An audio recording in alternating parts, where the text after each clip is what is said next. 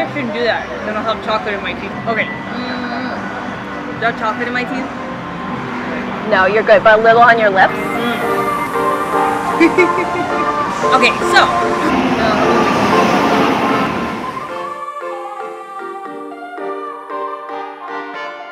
I became a tour guide when I was 19. I was in sort of a space in my life where I needed a change.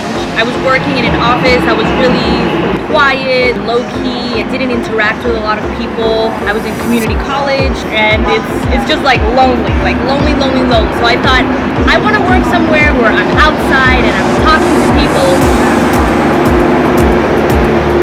Why are there so many trucks in the middle of the day? Or maybe we came to a place that was a little too busy. Yeah. I guess since now they have that closed off. And Ocean Drive is closed. Yeah. Do you think maybe we should go film there? We could relocate. I'm down to relocate, actually. We're changing. Does that look good? You look very nice. Take a deep breath in. So I had no human interaction at all. And I needed a change, and I decided to do something about that. I found an ad on Craigslist to become a tour guide in South Beach, and I thought, well, I'll give it a shot. And I went. I ended up falling in love with what I was doing. I was meeting all kinds of people, talking to all kinds of people, showing them around, biking around. I learned how to ride a Segway and segwaying around. I just really enjoyed it. And that is really where I learned to love Miami a lot more. But that's basically how I got started. So I did that for about a year. I was a bike and Segway tour guide in South Beach. And then after that, I started working in sales at Miami Tour Company. I didn't really work officially, like full-time as a tour guide, but since I was a tour guide before and already had that expertise and knowledge, I would do tours for them about once a week, sometimes twice a week, really whenever I could. So I've been doing that for about 2 years. Then, March came around. We all know what happened in March. Coronavirus!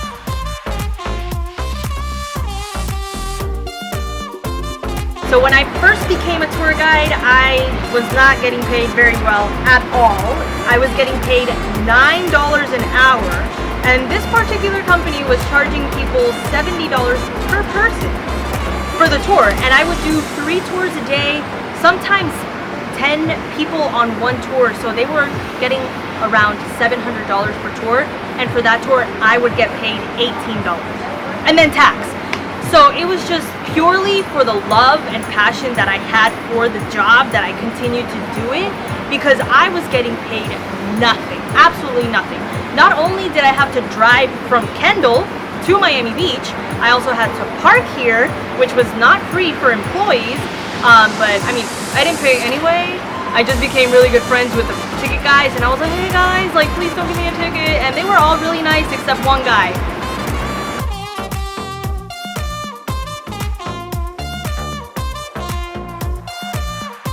FIU, I was pretty active in FIU. I was studying international business.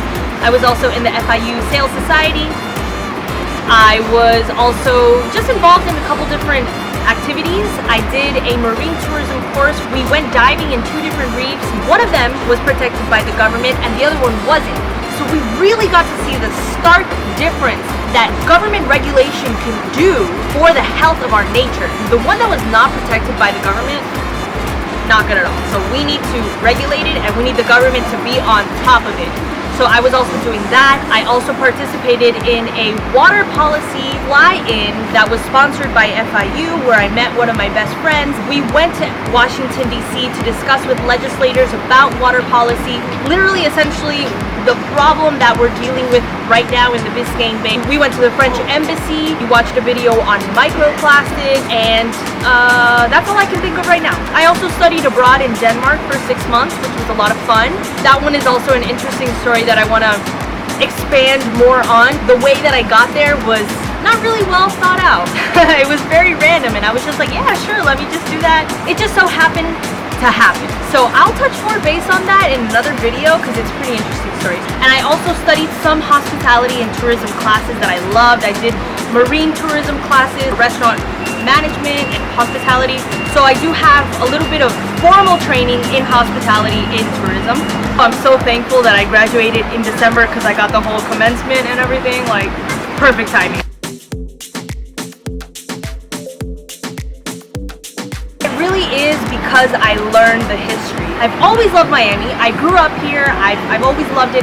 But knowing the history brought out a whole other different type of love that I think everybody should be exposed to. And one of the reasons why I'm so motivated to do Miami Mondays and bring it to you guys.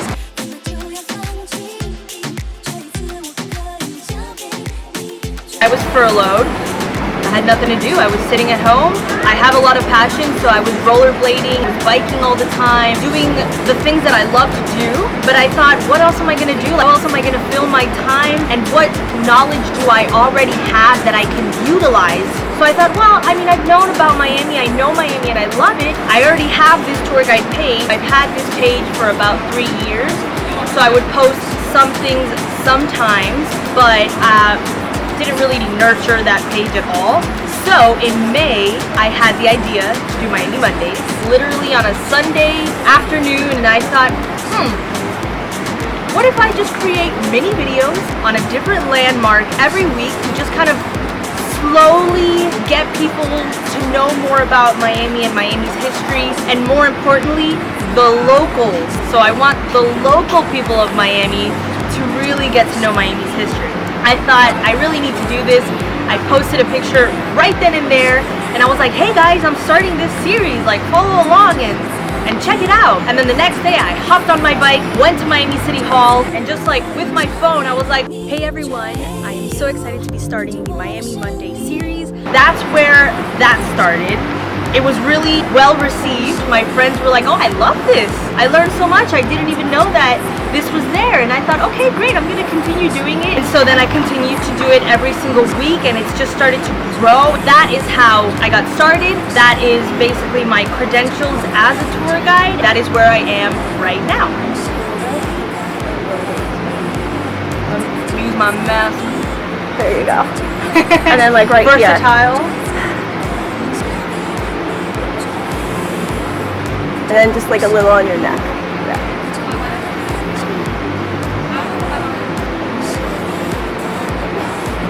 Okay.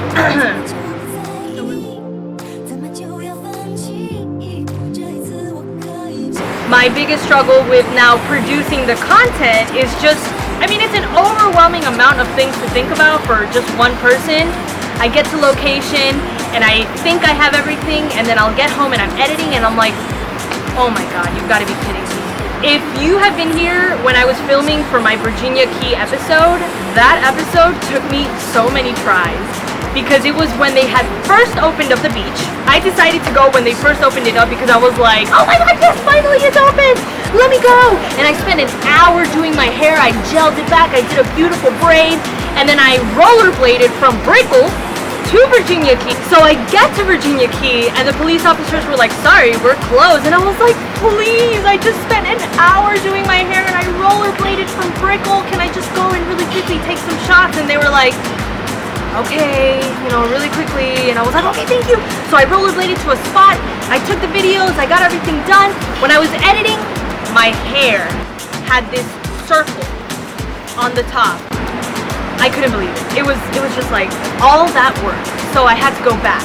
The second time that I went back, I was able to get the shots, but then when I took the B-roll, I filmed it in portrait mode and not landscape. So the videos were not meshing correctly when I was doing the editing, and I was just like, oh my god. You know, so many little things to think about. I have to make sure I'm taking it in the right orientation, that I take pictures for the thumbnails, that I, you know, have all of the B-roll and enough B-roll, that I have the scripts and that they sound good and that I look good, you know, because I don't have somebody behind the camera to be like, oh look, your hair's a little bit off, or your posture or something like that. I take a shot, I say my line, then I go back to the camera, I look at it, I listen, and I'm like, okay, cool. But there's only so much that you can really see in the moment of the time than when you're editing and you're sitting in your desk and you're looking through it and you see it in full screen. So that is definitely my biggest struggle with being the producer, the director, the actor, hair, makeup, everything.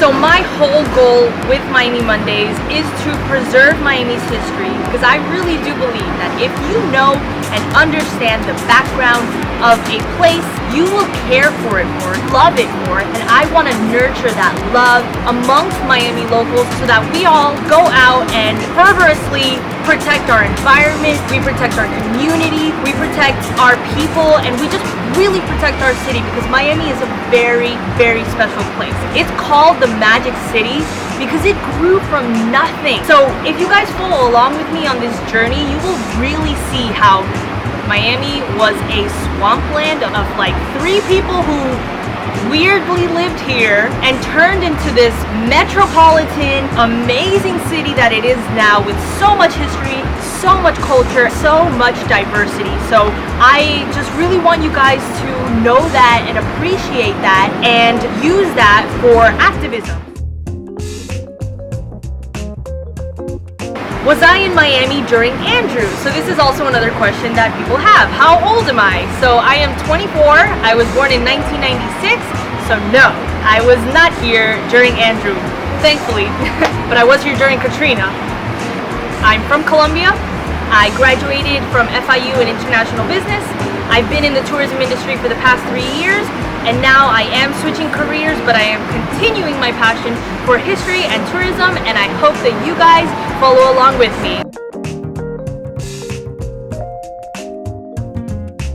Well, I've got several ways that you can support. Number one, the easiest form to support is liking and sharing my videos so that we can get more of an audience with the Miami Mondays and we can continue this sort of historic activism. So liking and sharing is the easiest way. If you would like to support me in my YouTube page, that would be great. I really would love to move some more subscribers to YouTube, and I'm going to be doing some YouTube exclusive content such as this. And so you can subscribe to my YouTube and like and share there to help me with that platform. And then financially, if you'd like to support, I also have a Patreon, so you can become a patron and actively support me financially so that I can continue to do this, because it is like a job. This is really a lot of work editing. I learned all the editing myself and I spend a lot of time doing it. So if you would like to help me financially, that is also very much welcomed. If you guys have any more questions, then please let me know. I am here. Know that I'm a real person. I'm really Carolina in the background. And thank you guys so much for watching. I hope that you learned a lot about me, and I hope that this answered a lot of your questions. And I'll see you guys soon.